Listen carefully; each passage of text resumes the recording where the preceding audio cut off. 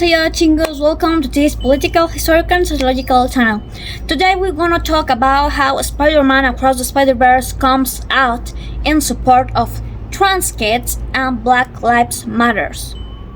The trailer of Spider-Man Across the Spider-Verse is causing a web controversy, or caused a web controversy over its support for trans kids and Black Lives Matter.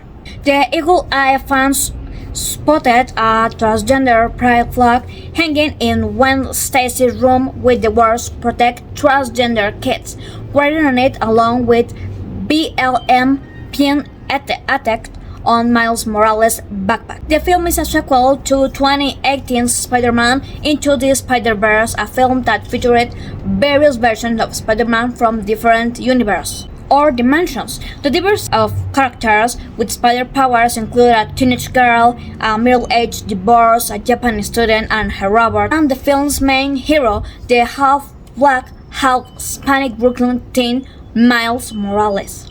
Push for inclusion and diversity Across the Spider-Verse doesn't stop with characters supporting trans kids or Black Lives Matter. The film will feature hundreds of new people with spider powers, including Spider-Man 2099. This Spider-Man of the future is not Peter Parker or Miles, but it's a Latino Mexican Miguel O'Hara. O'Hara is apparently the leader of an interdimensional Spider-Man coalition, a group from which Miles Morales has been intentionally excluded.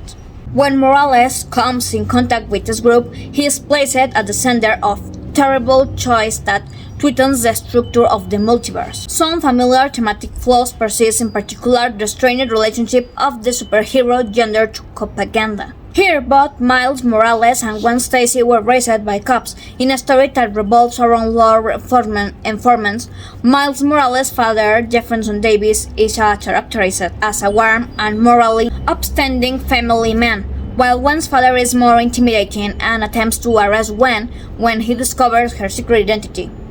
A subplot that some viewers interpret as an allegory from trans coming out of the closet. In the original comic and Into the Spider-Verse in 2018, Jefferson Davis inspired criticisms about both of his deaf name, which he shares with a Confederate president, and for his role as a cop. The latter issue is a recurring point of controversy in superhero media, as audiences struggle to reconcile the reality of police corruption and racism. At the extreme end of the scale, Marvel has had to contend with the Punisher far-right fan base, which directly links its logo to real-life police brutality.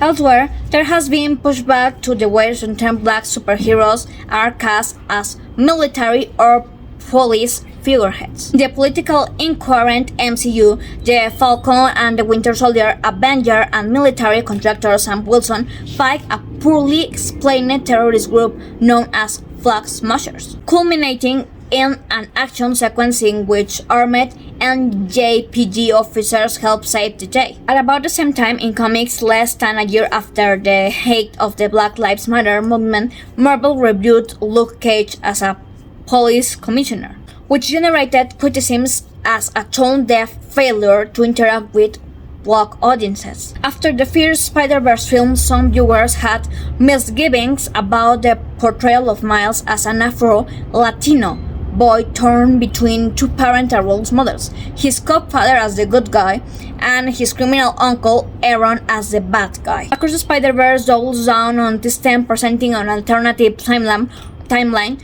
where Jefferson dies and Miles turns a life of crime and he becomes the Punisher. Even after her father held her at gunpoint, Gwen describes him as a good cop when he finally reunited, comparing his Spider-Woman mask to his police badge, by mentioning that she is proud that he wears that uniform, in comparison to less worried cops. The film tacitly acknowledged the existence of police corruption. However, that subtle references are outweighed by the largely positive portrait of the police on screen, which plays to the conservative 90s, 50s standards of comic code authority, whose logo is shown in a semi-ironic manner at the beginning of the film. Meanwhile, the role of the Spider Society organization sends quite a different message through the anti-authoritarian subtext of Spider-Verse. The Spider-Verse embraces a gender-bending vision of the Marvel multiverse, starring a team of superheroes and timelines from varying off course. Led by Miguel O'Hara, Spider-Man 2099, they intervene whenever a so-called canonical event is disrupted. When Miles saves someone's life in Pabcar's universe, he derails Pavich's destiny and creates a black hole that the Spider Society condons of a crime assumed. Later, Miguel O'Hara explains that certain events should be allowed to unfold, such as the recurrent trope of a spider person mourning the death of a police captain they admire. Realizing that this could mean the death of his own father, Miles is horrified. Before this, he was eager to join Spider Society, longing for a sense of community and a way to hang out with Gwen. He only really thinks about what Spider Society is. It affects his own family.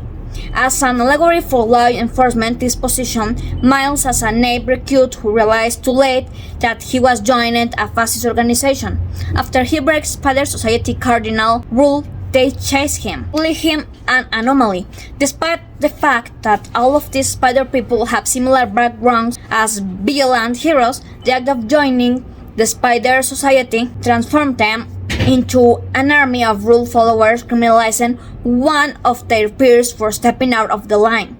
Instead of being a talk but faith leader, Miguel is revealed to be violent and human, pinning Miles to the ground and telling him he's an outsider who shouldn't exist. Of course, this cop allegory is complicated by the fact that Across the Spider-Verse represents disruptive canon as a truly apocalyptic event, suggesting that Miles might actually destroy his own universe by preventing his father's death.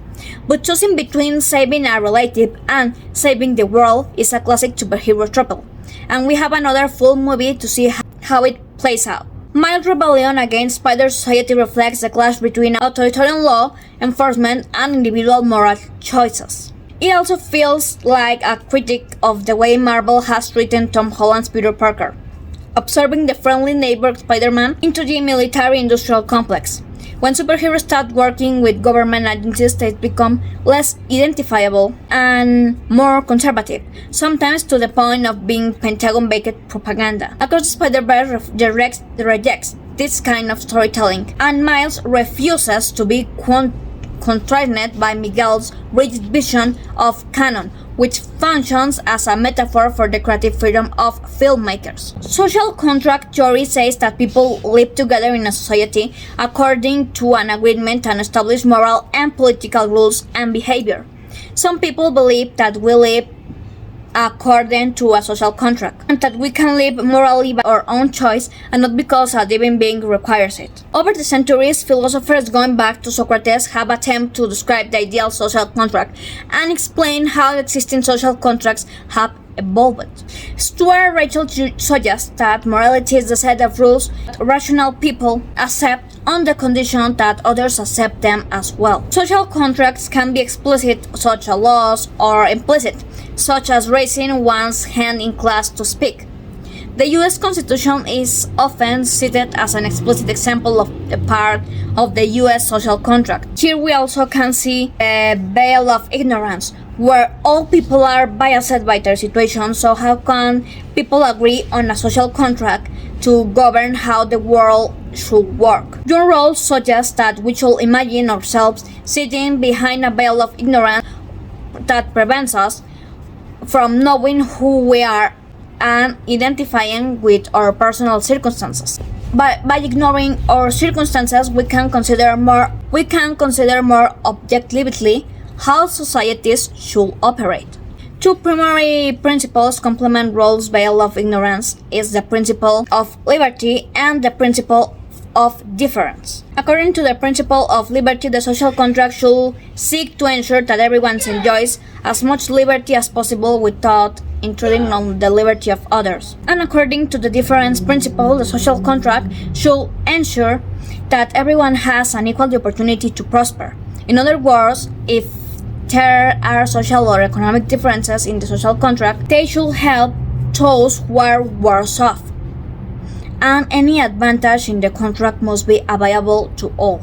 The canonical events revolve primarily around three things as shown in Spider-Man Across the Spider-Verse: the radioactive spider bite and the of every Peter Parker's Uncle Ben. Miles technically experiences the spider bite, but it's exactly that he has never supposed to be the next Spider-Man, what makes him an anomaly in the canonical event. But how is that even after losing Uncle Oren, his important designer role model, Miles have also to lose his father? Canonical events are important in the Spider-Verse because this is how every Peter Parker, every Spider-Man came to be Spider-Man. They are part of the path ingrown such that excruciating pain of their loved ones led them to achieve greater things. Spider-Man Beyond the Spider-Verse is our only hope of ever answering the question of whether or not Miguel O'Hara's theory of canonical events also applies to Miles Morales.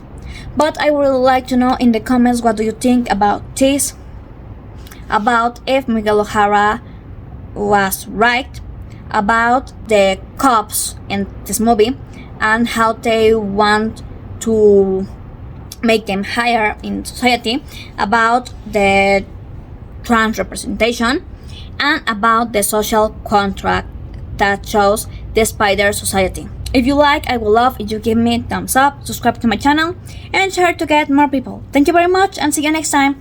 Bye! 泣いちゃダメでも本当は言いたいよ